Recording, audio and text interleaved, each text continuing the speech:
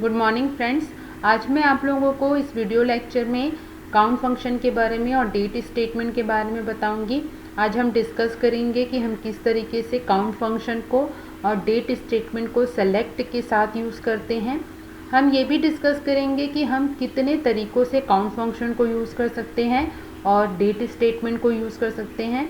और बहुत सारा थैंक यूज़ मेरे वीडियोस को देखने के लिए, उन्हें लाइक करने के लिए और मेरे चैनल को सब्सक्राइब करने के लिए। अगर आप लोगों को कोई भी प्रॉब्लम या क्वेरी होती है तो आप मुझसे कमेंट सेक्शन में पूछ सकते हैं। SQL सेलेक्ट काउंट फंक्शन, इस फंक्शन के थ्रू हम अपने टेबल्स में कितने नंबर ऑफ रोज़ हमारे टेबल्स में हैं इनके बारे में जान सकते हैं। यहाँ पर हम सेलेक्ट स्टेटमेंट के साथ काउंट फंक्शन का यूज़ करके अपने टोटल नंबर ऑफ रोज़ को फाइंड आउट करते हैं विथ क्वेरी।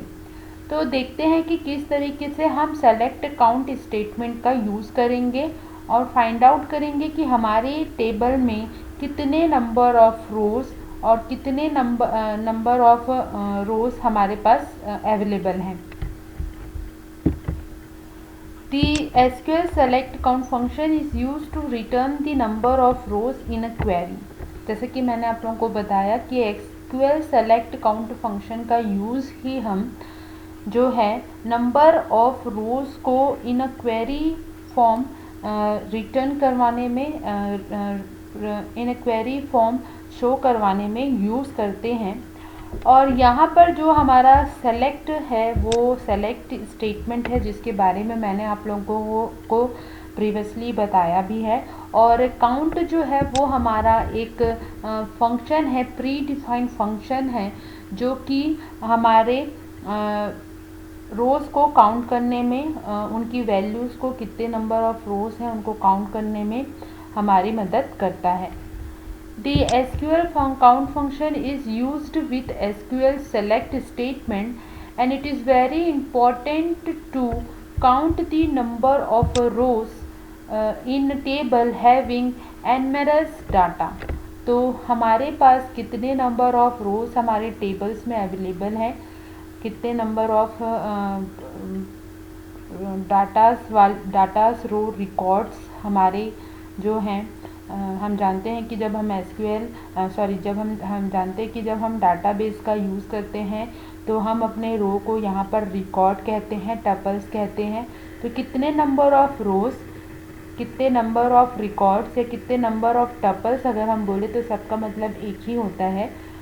उन्हें काउंट करने के लिए, उन्हें मेज़र करने के लिए हम काउंट फंक्शन का यूज़ करते हैं। ये हमारा प्री डिफाइंड का फंक्शन है, जिन्हें हमें डायरेक्ट सेलेक्ट स्टेटमेंट के साथ यूज़ करना है। तो इसे हम एक एग्जांपल के थ्रू समझते हैं कि किस तरीके से हम काउंट स्टेटमेंट का, काउंट फंक्शन का यूज़ करके नंबर ऑफ रोज़ को फाइंड आउट कर सकते हैं। तो इसके लिए सबसे पहले हम एक्सप्रेशन देखते हैं कि किस तरीके से हम एक्सप्रेशंस देंगे, किस तरीके का हमारा सिंटैक्स होगा जब हम काउंट फंक्शन को, SQL काउंट फंक्शन को सेलेक्ट स्टेटमेंट के साथ यूज़ करेंगे। तो सबसे पहले हम सेलेक्ट कीवर्ड लिखेंगे, देन हमारा काउंट फंक्शन और उसके बाद वो एक्सप्रेशन। तो यहाँ पर एक्सप्रेशन में हमें ये देख देना है कि कौन सा कॉलम नेम है और उस कॉलम नेम में कितने नंबर ऑफ रोज़ हैं। तो यहाँ पर एक्सप्रेशन जो लिखा है, इस एक्सप्रेशन में हमारा कॉलम नेम जाएगा, जिस कॉलम नेम में से हम फाइंड आउट करने वाले हैं कि कितने नंबर ऑफ रोज़ उस कॉलम नेम में अवेलेबल है, उस कॉलम में अवेलेबल है, कौन से टेबल से लेना है और किस कंडीशंस के साथ लेना है। मान लीजिए कि हमें इन्हें किन्हीं कंडीशंस के बेस पर काउंट करना है, तो हम वहाँ पर वेयर क्लॉज का यूज़ करेंगे। और मैंने आप लोगों को बताया है कि वेयर क्लॉज का यूज़ हम क्यों करते हैं। जब हम अपने टेबल से डाटा रिट्राइव करते हैं और जब उस टाइप का रिट्रीवन जब हम करते हैं अपने टेबल में से, तो अगर हम किसी कंडीशन के बेस पर करें, किसी लॉजिकल कंडीशन के बेस पर अगर हम करें, तो हमारे पास वेयर क्लॉज का यूज़ किया जाता है। तो ये हमारा सिंटैक्स है। इस सिंटैक्स का यूज़ करके हम काउंट स्टेटमेंट को एग्जीक्यूट कर पाते हैं, काउंट फंक्शन को एग्जीक्यूट कर पाते हैं। हमेशा जो काउंट फंक्शन है वो सेलेक्ट स्टेटमेंट के साथ यूज़ किया जाता है। इस सिंटैक्स को मैं एक बार आप लोग को फिर से बताती हूँ। सबसे पहले हमें सेलेक्ट कीवर्ड लिखना है, देन हमारा काउंट फंक्शन लिखना है, और काउंट फंक्शन के अंदर क्योंकि फंक्शन है तो इसके पास पैरेंथेसिस ब्रैकेट है, और इस ब्रैकेट के अंदर हमें वो कॉलम नेम लिखना है जिसकी रोज़ हमें काउंट करवानी है। तो हम यहाँ पे कॉलम नेम डालेंगे, और कौन से टेबल की कॉलम नेम हम सेलेक्ट कर रहे हैं तो वो टेबल हम लिखेंगे, और किन कंडीशन के बेस पर हम वो काउंटिंग कर रहे हैं तो वो कंडीशन हम देंगे। इसे एक एग्जाम्पल के थ्रू हम समझते हैं। मान लीजिए कि मेरे पास एक एम्प्लॉय फंक्शन टेबल है, और उस एम्प्लॉय टेबल में से मुझे number of rows find out करना है किसी कॉलम वैल्यू की। तो हम किस तरीके से काउंट फंक्शन का यूज़ करेंगे, तो हम लिखेंगे, ये एग्जांपल देखते हैं। देखिए यहाँ पे मैंने लिखा हुआ है सेलेक्ट काउंट, देन नेम हमारा उस टेबल का कॉलम नेम है, फ्रॉम द एम्प्लॉय टेबल। यहाँ पर हमने वेयर क्लॉज नहीं यूज़ किया है, तो यहाँ पर किसी भी कोई कंडीशन नहीं दिया है तब वेयर क्लॉज नहीं यूज़ करेंगे। हम इसे सिंपली भी लिख सकते हैं, लेकिन अगर मान लीजिए किसी कंडीशन के बेस पे करना है अगर, तब हमें यहाँ पर वेयर क्लॉज देना होगा। तो यहाँ पर हम सेलेक्ट काउंट को विदाउट वेयर क्लॉज यूज़ कर रहे हैं, सिर्फ हम यहाँ पर काउंट फंक्शन का यूज़ कर रहे हैं, वेयर क्लॉज का यूज़ नहीं कर रहे हैं। मैंने आप लोगों को पहले ही बताया कि वेयर क्लॉज हमेशा जब भी हमें किसी कंडीशन के बेस पर डेटा रिट्राइव करना होता है तभी यूज़ करते हैं। तो यहाँ पर इस एग्जांपल में हमने वेयर क्लॉज नहीं यूज़ किया है। सेलेक्ट काउंट, काउंट हमारा वो फंक्शन है जिसके थ्रू हम नंबर ऑफ रोज़ लेंगे, फाइंड आउट करेंगे। किन कॉलम की करना है, तो यहाँ पर जैसे मैंने आपको बताया कि एक्सप्रेशन में हम कॉलम नेम डालते हैं। देखिए यहाँ पे मैंने लिखा भी हुआ है कि एक्सप्रेशन में हमेशा हमारे पास क्या जाएगा, कॉलम नेम जाएगा। तो यहाँ पर एग्जांपल में हमारा कॉलम नेम है नेम, और किन टेबल की वैल्यूज़ को सेलेक्ट कर रहे हैं, तो यहाँ पर हमारे टेबल का नाम है एम्प्लॉय टेबल।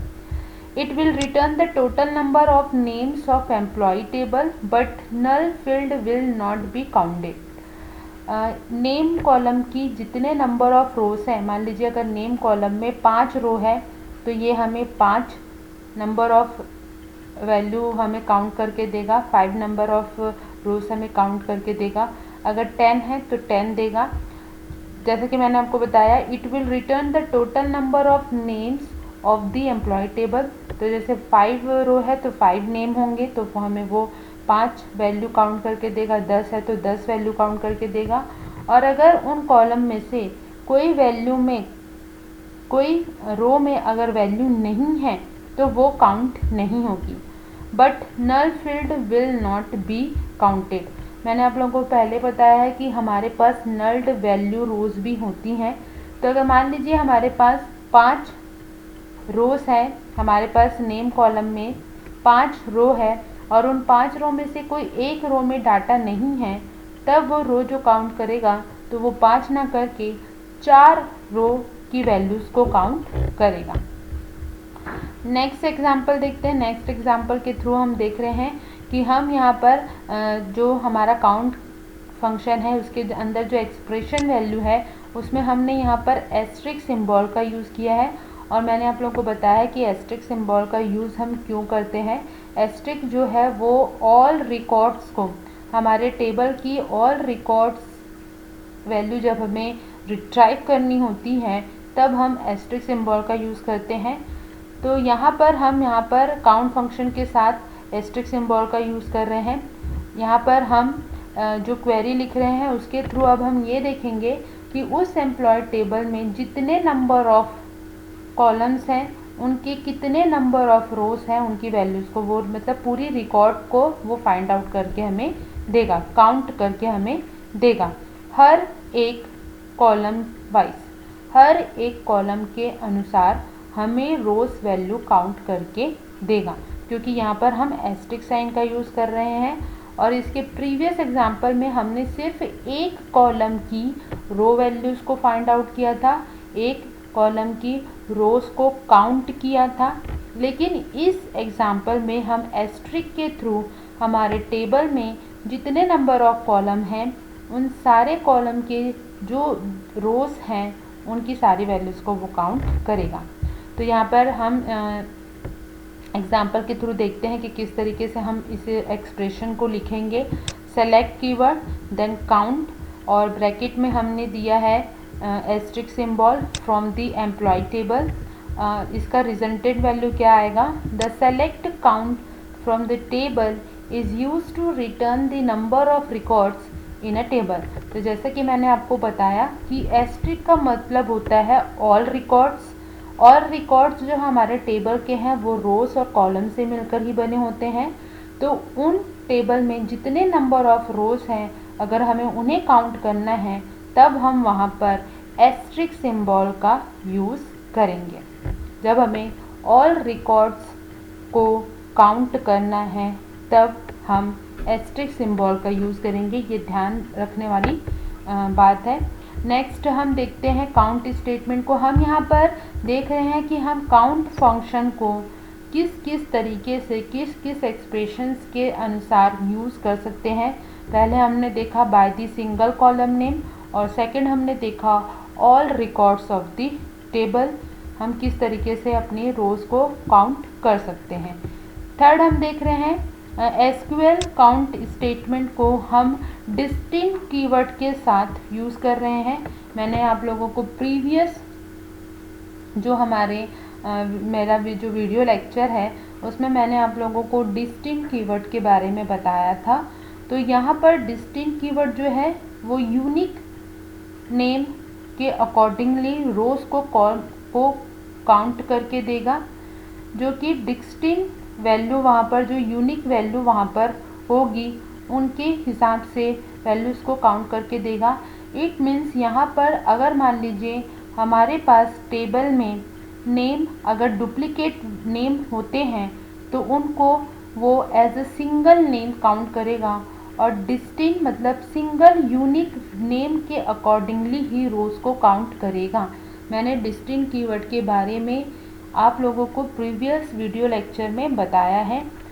तो यहाँ पर हम देखते हैं कि किस तरीके से हम काउंट फंक्शन के साथ डिस्टिंक्ट कीवर्ड को डिस्टिंक्ट स्टेटमेंट को यूज़ करेंगे। तो इसका क्वेरी यहाँ पर है सेलेक्ट काउंट, और ब्रैकेट में हमने दिया हुआ है distinct name from the employ table. तो यहाँ पर डिस्टिंक्ट कीवर्ड जो है ये जब काउंट फंक्शन हमने लिखा है और उस काउंट फंक्शन के जो ये पैरेंथेसिस ब्लॉक है इनके अंदर हमको यहाँ पर कॉलम नेम देना है। तो कॉलम नेम मैंने दिया हुआ है नेम, लेकिन कॉलम नेम के जस्ट सामने एक कीवर्ड लिखा हुआ है डिस्टिंक्ट। तो इसका मतलब ये है कि इस नेम कॉलम में अगर मान लीजिए मेरे पास 5 रिकॉर्ड है इस नेम में, मतलब हमारा एम्प्लॉय टेबल का जो नेम कॉलम है वो 5 रोज़ रखता है। कॉलम और रोज़ को सिंगल सिंगल भी देखा जा सकता है। तो मान लीजिए हमारे एम्प्लॉय टेबल में से एक कॉलम नेम है नेम, और उस कॉलम नेम में कम से कम 5 रो हैं, और उन 5 रो में से कोई 2 वैल्यू ऐसी है जो सेम है। मान लीजिए नाम है राम, श्याम और राम। तो वो जो राम वैल्यू जो है जो कि डबल मतलब डुप्लीकेट वैल्यू यूज़ हुई है, तो डुप्लीकेट वैल्यू को वो एज ए सिंगल काउंट करेगा। क्यों करेगा? क्योंकि हमने यहाँ पर नेम कॉलम के सामने लिखा हुआ है डिस्टिंक्ट, और डिस्टिंक्ट का मतलब होता है जो यूनिक वैल्यू है, जो यूनिक डाटा है, जो यूनिक रिकॉर्ड है, सिर्फ उन्हीं को शो करे। तो यहाँ पर जब हम डिस्टिंक्ट कीवर्ड का यूज़ करेंगे तो नेम में से जो हमारे डिस्टिंक्ट वैल्यू है, जैसे मैंने आपको एग्जांपल बताया, जैसे कि यहाँ पर मैं आप लोगों को लिख के बता रही हूँ, ये मेरा नेम कॉलम है और इस नेम कॉलम में मेरे पास है एक वैल्यू है राम, दूसरी वैल्यू है मेरे पास श्याम, और फिर अगेन मेरे पास एक वैल्यू है राम। तो जब हमारा ये स्टेटमेंट एग्जीक्यूट होगा तो डिस्टिंक्ट कीवर्ड क्या करेगा, जो राम हमारा जो डुप्लीकेट वैल्यूज़ है उसको सिंगल वैल्यू काउंट करेगा, मतलब उसको एक वैल्यू काउंट करेगा, क्योंकि ये दोनों नाम जो है सेम है, डुप्लीकेट वैल्यू है। तो डुप्लीकेट वैल्यू को एज ए सिंगल वैल्यू वो काउंट करेगा। और अब हमारे पास हम क्योंकि डिस्टिंक्ट कीवर्ड को काउंट फंक्शन के साथ यूज़ कर रहे हैं तो अब अगर हमारे नेम में, जैसे कि मैं यहाँ बता रही हूँ आप लोगों को, हमारे नेम कॉलम में अगर यहाँ पर जैसे 3 डाटा है तो काउंट फंक्शन उन्हें काउंट करने के बाद राम को सिंगल वैल्यू काउंट करेगा और हमारे इस नेम कॉलम में टोटल नंबर ऑफ रोज आएंगी सिर्फ 2, है 3 लेकिन आएगी 2, इसलिए क्योंकि राम जो है एक पर्सन का नाम भी राम है और दूसरे पर्सन का नाम भी राम है, और इसको अलग करने के लिए, इसको मतलब सिंगल वैल्यू काउंट करने के लिए हमने नेम कॉलम के सामने डिस्टिंक्ट कीवर्ड का यूज़ किया है। और डिस्टिंक्ट कीवर्ड जो है वो डुप्लीकेट वैल्यू को हटा देता है और मतलब डुप्लीकेट वैल्यू को काउंट नहीं करता है, हम हटा देता है, सिर्फ सिंगल वैल्यू, उसे as a single value count करता है, क्योंकि डिस्टिंक्ट का मतलब होता है यूनिक डाटा, यूनिक रिकॉर्ड को फाइंड आउट करना। तो यहाँ पर जो काउंट फंक्शन है, हमारा जो काउंट फंक्शन है, बेसिकली हम काउंट फंक्शन देख रहे हैं, मैंने डिस्टिंक्ट के बारे में आप लोगों को प्रीवियसली बताया भी है। तो हमारा जो काउंट फंक्शन है वो डिस्टिंक्ट कीवर्ड के साथ काम करेगा और नेम में से जो नेम कॉलम है उनमें से जो यूनिक वैल्यू है उसके बेस पर रोज़ को काउंट करके शो करेगा। जैसे कि मैंने अभी यहाँ पर आप लोगों को एग्जांपल में बताया, यहाँ पर नेम कॉलम में, ये नेम हमारा कॉलम है और नेम कॉलम में हमारे पास 3 रो है, लेकिन राम डबल होने की वजह से, मतलब डुप्लीकेट वैल्यू होने की वजह से उसे सिंगल काउंट किया जा रहा है, क्योंकि उसके सामने हमने डिस्टिंक्ट कीवर्ड लिखा है। तो अब जो काउंट फंक्शन है जब इस पर रो काउंट करेगा, इस वैल्यू को मतलब इस नेम कॉलम पर जब रोज़ को काउंट करेगा तो उसे वह सिर्फ 2 रोज़ को काउंट करके देगा, क्योंकि हमारे पास हमने काउंट फंक्शन के साथ डिस्टिंक्ट कीवर्ड का यूज़ किया है। It will return the total distinct name of the employ table. जैसा कि मैंने आप लोगों को बताया, मैंने यहाँ पर एग्जांपल में सिर्फ 3 ही रोज़ शो की है, लेकिन मान लीजिए हमारे पास इन रो मतलब ज़्यादा रो हैं और उन ज़्यादा रोज़ में भी हमारे पास अगर डुप्लीकेट वैल्यूज़ अगेन आती हैं तो सिर्फ वो डिस्टिंक्ट नेम के बेस पर ही, जो यूनिक नेम है उनके बेस पर ही हमारा जो काउंट फंक्शन है टोटल नंबर ऑफ रोज़ को, total number of distinct name को ही काउंट करके रिटर्न करेगा एम्प्लॉय टेबल से। तो इस तरीके से हम काउंट फंक्शन को डिफरेंट एक्सप्रेशंस के साथ, डिफरेंट पर्पस के साथ यूज़ कर सकते हैं।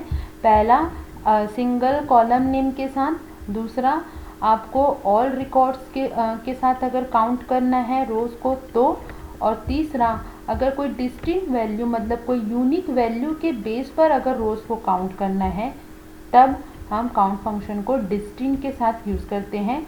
तो ये 3 पर्पस है, 3 तरीके हैं हमारे काउंट फंक्शन को यूज़ करने के।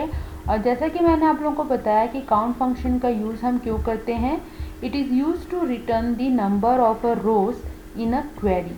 तो क्वेरी के थ्रू हम यहाँ पर अपने टेबल में से नंबर ऑफ रोज़ को फाइंड आउट करते हैं।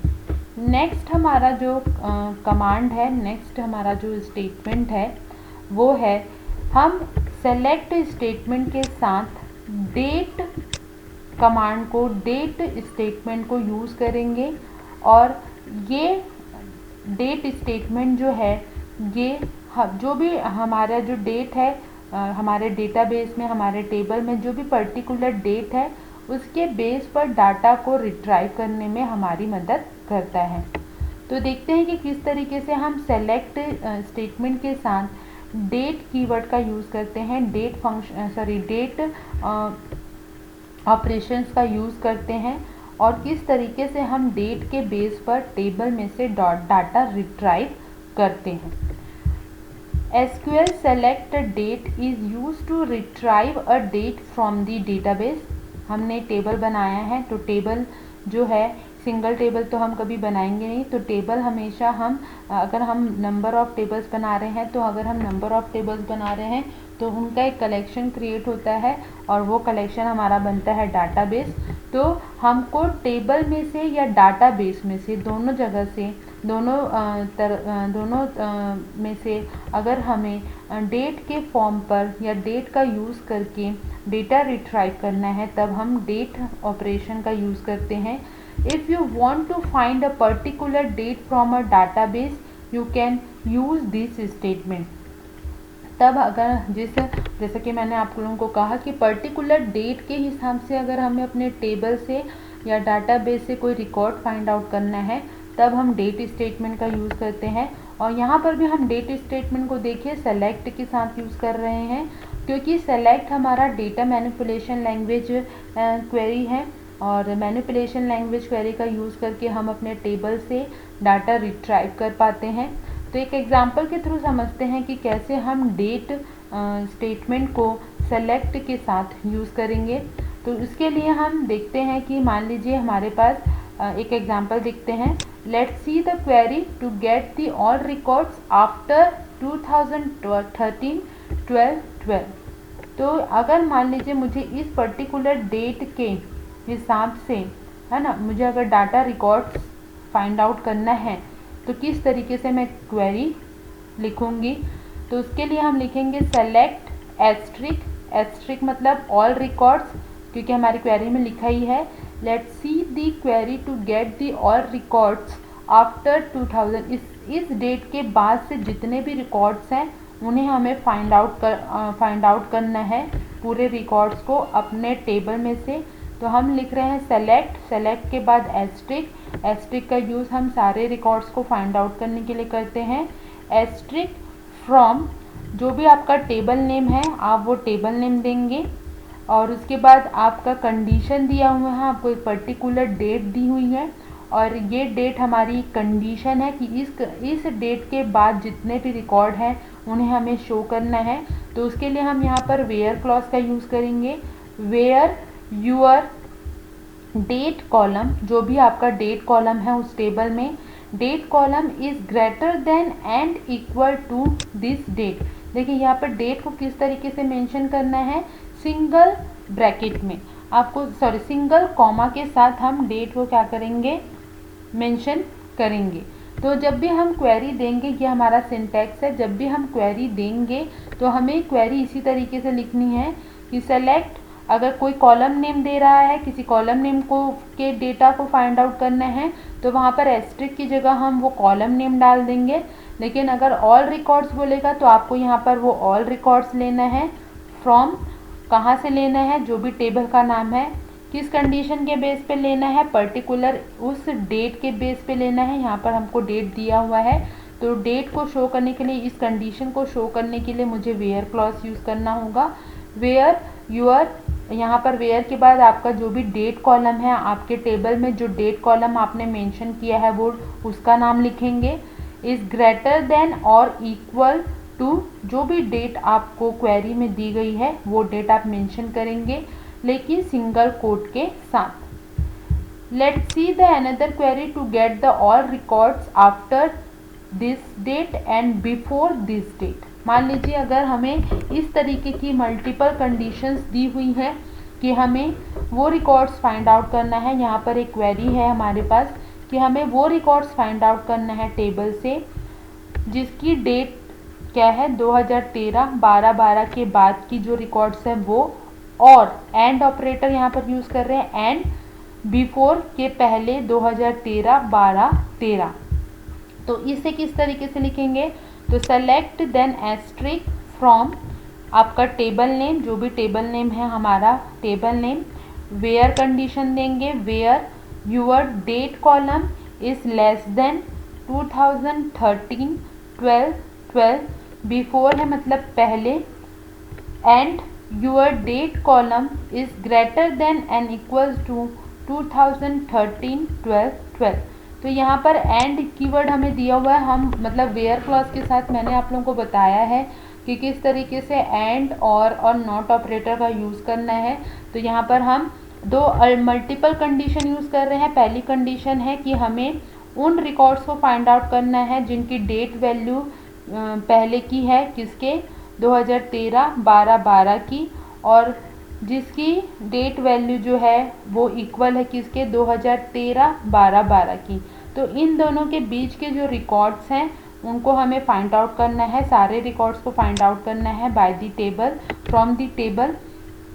तो हमें जब मल्टीपल डेट कंडीशन दी है तो हम इस तरीके से वेयर क्लॉज के साथ उन मल्टीपल कंडीशंस को लिखेंगे। बिफोर है तो बिफोर होने की वजह से ये आपका क्या होगा, पहले, बिफोर का मतलब पहले होता है, तो ये लेस देन कंडीशन में जाएगा और ये ग्रेटर देन कंडीशन में जाएगा।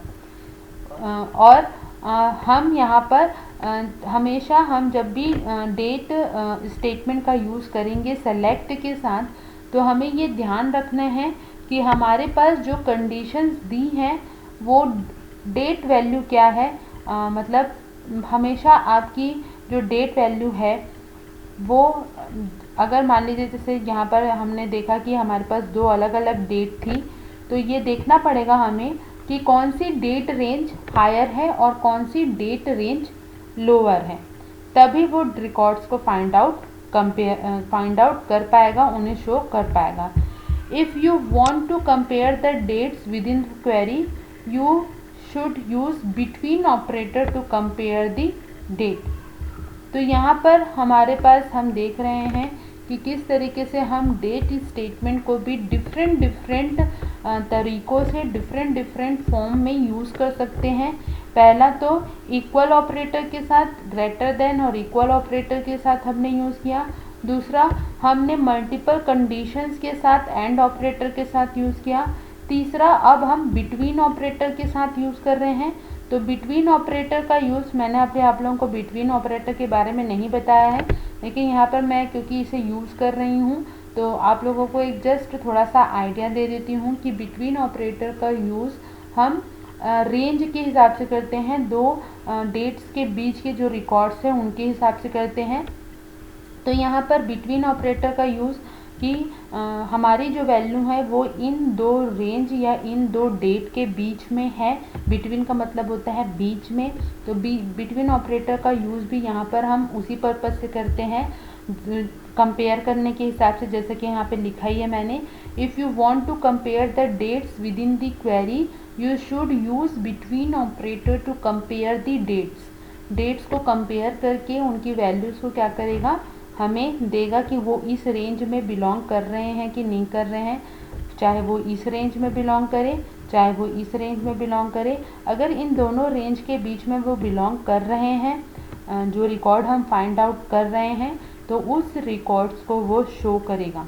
तो देखते हैं कि किस तरीके से क्वेरी लिखेंगे। Select the asterisk from the table name where your date between 2012 and 2013-12। तो ये दो रेंज दी है, ये आपकी लोअर रेंज है, ये आपकी हायर रेंज है, ये आपकी मैक्सिमम रेंज है, ये आपकी मिनिमम रेंज है, ये आपकी मैक्सिमम रेंज है। अगर हमारा जो डाटा है, जो रिकॉर्ड हम फाइंड आउट कर रहे हैं, जो सारे रिकॉर्ड हम फाइंड आउट कर रहे हैं, अगर वो इन दोनों रेंज के बीच में हैं, इन दोनों रेंज के साथ आते हैं, तो वो हमें इसकी वैल्यूज़ फाइंड आउट करके देगा। अब इस बिटवीन और इस एंड ऑपरेटर में क्या डिफरेंस है, ये है कि एंड ऑपरेटर जो है इस डेट के पहले के जितने रिकॉर्ड्स हैं उनको भी शो करेगा, और इस कंडीशन के थ्रू इस डेट के बाद या इसके इक्वल जो भी रिकॉर्ड्स हैं उन दोनों को ये शो करेगा। और एंड ऑपरेटर के लिए ये दोनों कंडीशन का ट्रू होना बहुत ज़रूरी है, जबकि बिटवीन में ऐसा नहीं है। बिटवीन में क्या होगा कि अगर इन दोनों रेंज के बीच में वो मौजूद है तो वो उन्हें शो कर देगा। यहाँ पर भी हम देखिए, बिटवीन को भी जब हम कंबाइन कर रहे हैं तो भी हम एंड ऑपरेटर के साथ कर रहे हैं, तो यहाँ पर ये ज़रूरी नहीं है कि हम एंड ऑपरेटर ही यूज़ करें, यहाँ पर हम और ऑपरेटर भी यूज़ कर सकते हैं। लेकिन यहाँ पर मतलब इस सेकंड क्वेरी में और इस थर्ड क्वेरी में ये डिफरेंस है कि यहाँ पर जब हम एंड ऑपरेटर का यूज़ कर रहे हैं तो इस एंड ऑपरेटर के लिए इसकी जो ये पहली कंडीशन है, इसे ये जो हमारी पहली कंडीशन है, मतलब बिफोर की जो कंडीशन है वो और आफ्टर की जो कंडीशन है वो, उन दोनों को सेटिस्फाइड होना बहुत ज़रूरी है, तभी हमारा एंड ऑपरेटर वर्क कर पाएगा। क्योंकि एंड ऑपरेटर के लिए ये ज़रूरी होता है कि दोनों कंडीशंस, जो हमारी दोनों कंडीशन है, जो हमारी मल्टीपल कंडीशन है, ये दोनों कंडीशन सेटिस्फाइड हों, तभी एंड ऑपरेटर काम करता है। लेकिन यहाँ पर बिटवीन ऑपरेटर के साथ क्या होगा, यहाँ पर भी हमने एंड यूज़ किया है, लेकिन हम इसके चेंज कर सकते हैं। यहाँ पर एंड दिया है तो अब दोनों का होना बहुत ज़रूरी है, लेकिन हम यहाँ पर और ऑपरेटर भी दे सकते हैं, तब दोनों में से, दोनों कंडीशन में से किसी एक का भी अगर वो होता है तो सेटिस्फाइड हो जाएगा। और बिटवीन का मतलब में जैसा कि मैंने आपको बताया कि दोनों रेंज के बीच के जो डेटास हैं उनको वो शो करेगा। तो इस तरीके से हम सेलेक्ट स्टेटमेंट के साथ डेट स्टेटमेंट को यूज़ करके, डेट ऑपरेशन को यूज़ करके बाय दी डेट अपने टेबल में से डेटा रिट्राइव कर सकते हैं। और मैंने यहाँ पर आप लोगों को डिफरेंट तरीके बताए हैं। पहला तरीका है कि पर्टिकुलर उस डेट को, मतलब इक्वल डेट होगी, इक्वल टू ऑपरेटर का यूज़ करके इक्वल डेट के हिसाब से डाटा रिट्राइव करना। दूसरा तरीका मैंने आप लोगों को बताया कि डेट को दो कंडीशंस के बेस पर एंड ऑपरेटर के साथ रिट्राइव करना। और तीसरा तरीका बताया बिटवीन दी रेंज, हमें अगर फाइंड आउट करना है, टेबल से डाटा फाइंड आउट करना है, तो हम बिटवीन ऑपरेटर का यूज़ करेंगे। और बिटवीन ऑपरेटर जो है वो उस रेंज के बीच में, जो रेंज हमने दी है मैक्सिमम, मिनिमम और लो, मैक्सिमम रेंज जो हमने दी है उनके बीच में, बिटवीन उनके बीच में जितने भी रिकॉर्ड्स हैं उनको फाइंड आउट करेगा। तो आप लोग इसका स्क्रीनशॉट ले लीजिए।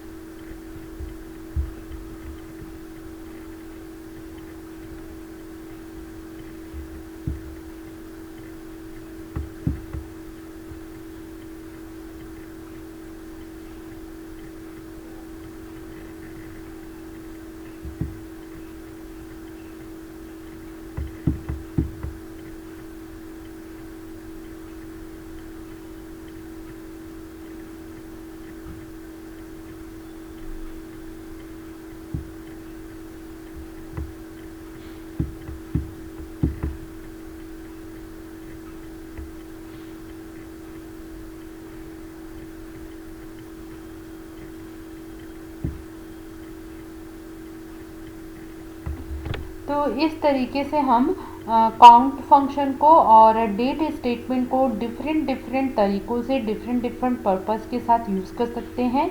ओके, थैंक यू फ्रेंड्स, और बहुत सारा धन्यवाद आप लोगों को मेरे वीडियोस को देखने के लिए, उन्हें लाइक करने के लिए और मेरे चैनल को सब्सक्राइब करने के लिए।